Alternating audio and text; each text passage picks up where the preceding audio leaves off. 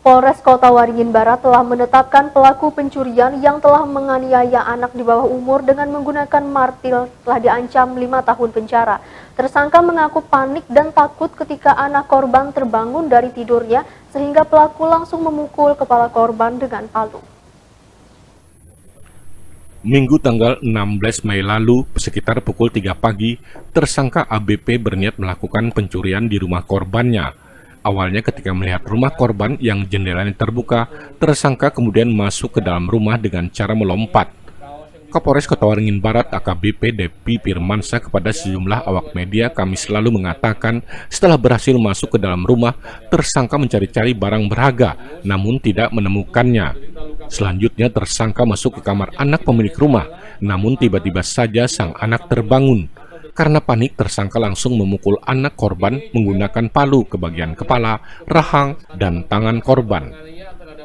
Mendengar ada keributan ini, ibu korban pun terbangun dan berusaha melawan tersangka sambil meneriaki maling sampai akhirnya tersangka berhasil melarikan diri setelah beberapa warga setempat berdatangan.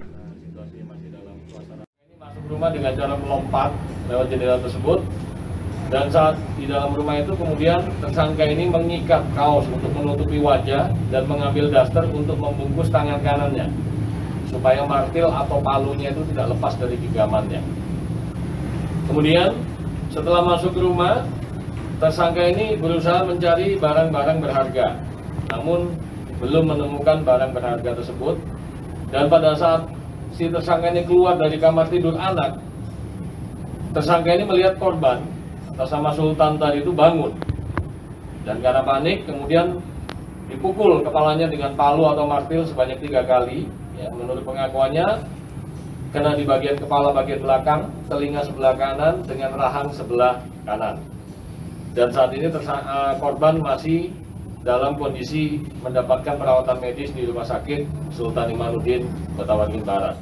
Bangun, dia itu sudah bangun, sudah mau bangun, Pak. Kenapa dipukul? Ya karena saya grogi mau subuh kan, Pak. Saya takut ketahuan.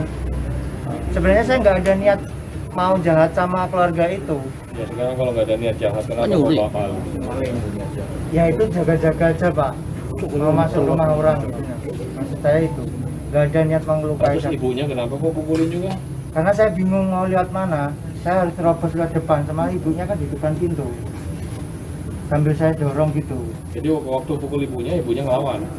Nangkis aja, nggak ngelawan sama teriak-teriak.